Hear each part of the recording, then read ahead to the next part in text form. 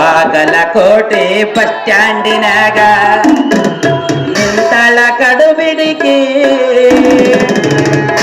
ಏಕೆ ನಿಂತಾಳ ಕಡುಬಿಡಿಕೆ ಕಾಲೇಜು ಮುಗಿಸಿ ಗಡಬಡ ಮಾಡಿ ಬರುತ್ತಾಳ ನನ್ನ ಹುಡುಕಿ ಬರುತ್ತಾಳ ನನ್ನ ಹುಡುಕಿ